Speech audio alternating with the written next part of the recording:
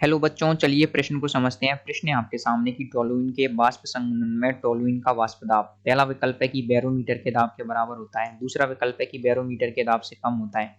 तीसरा विकल्प है कि साधारण संघनन में टोलुइन के वाष्प दाब के बराबर होता है। चौथा विकल्प है साधारण संघनन में टोलुइन के वाष्प दाब से अधिक होता है। तो आपको बताना है यहाँ पर टोलुइन का जो वाष्प संघनन होता है उसमें टोलुइन का वाष्प दाब कितना होता है। तो दिए गए प्रश्न की जो मुख्य अवधारणा है वो ये है कि आपको यहाँ पर पता होना चाहिए टोलुइन का वाष्प संघनन किस प्रकार से होता है, उसके अंदर कौन कौन से नियमों का क्या किया जाता है, पालन किया जाता है। तो आपको क्या करना है, टोलुइन का क्या करना है, यहाँ पर वाष्प संघनन का पता होना चाहिए। तो देखिए टोलुइन का क्या कर रहे हैं हम यहाँ पर क्वथनांक कर रहे हैं। आपके पास में क्या एक बीकर है, बीकर के अंदर हमने क्या लगा रखी है, नीचे इनका क्या हो रहा है, क्वथन हो रहा है। क्वथन का मतलब क्या हो रहा है, ये उबल रहा है। देखिए कोई भी अणु हो, यौगिक हो, वो तभी क्वथन होता है जब उसका जो वाष्प दाब होता है क्या होता है, वायुमंडलीय दाब के बराबर हो जाता है। और डाल्टन का आंशिक दाब का नियम ये कहता है कि मान लीजिए यहाँ पर क्या कुछ क्वेश्चन है, मान लीजिए यहाँ पर क्या कुछ वाष्प है, तो क्या हो जाएगा, जो टोटल वाष्प दाब होगा ना, जो टोटल वाष्प दाब होगा पी, वो क्या हो जाएगा P1 प्लस P2। मान लीजिए यहाँ पर P1 क्या है, आपके टोलुइन का दाब है, ये आ जाएगा टोलुइन का वाष्प दाब आ जाएगा। और P2 क्या आ जाएगा, आपके जो भाप बन रही है उसका वाष्प दाब आ जाएगा, ये आ जाएगा भाप का वाष्प दाब। ये किसका जाएगा, आपके टोलुइन का वाष्प दाब आ जाएगा। जब आप पाएंगे कि P टोलुइन का वाष्प दाब आ जाएगा तो भाप का वाष्प दाब आ जाएगा।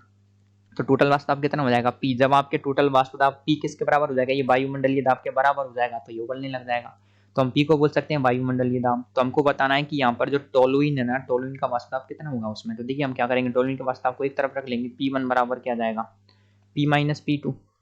तो आप पाएंगे पी क्या आता है, देखिए यहाँ पर पी क्या था, वायुमंडलीय दाब।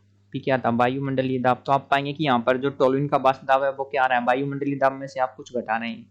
तो इससे आप एक बात पता लगा सकते हैं कि टोलुइन का जो वाष्प दाब है वो क्या आ जाएगा, P1 वायुमंडलीय दाब से क्या हो जाएगा, कम हो जाएगा, P वायुमंडलीय दाब।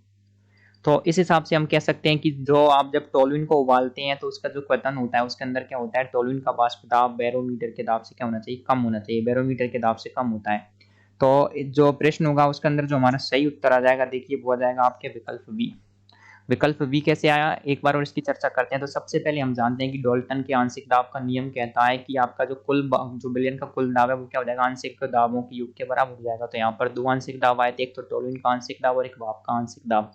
फिर हमको प्रश्न में क्या चाहिए था, हमको चाहिए था टोलुइन का आंशिक दाब, तो हमने उसको निकाल दिया। टोलुइन का आंशिक दाब आ रहा था आपके किससे आ रहा था, वायुमंडलीय दाब माइनस भाप का दाब। जब आप देखेंगे, देखिए जो आपकी क्वेतन का दाब है उसको किस में से घटा रहे हैं, वायुमंडलीय दाब से। तो हमने ये पता लगा लिया कि जो टोलुइन का वाष्प दाब है वो वायुमंडलीय दाब से कम होगा। तो इस आधार पर हमारे प्रश्न का उत्तर जाएगा विकल्प बी। तो आशा करते हैं आपको प्रश्न का उत्तर समझ आया होगा। धन्यवाद।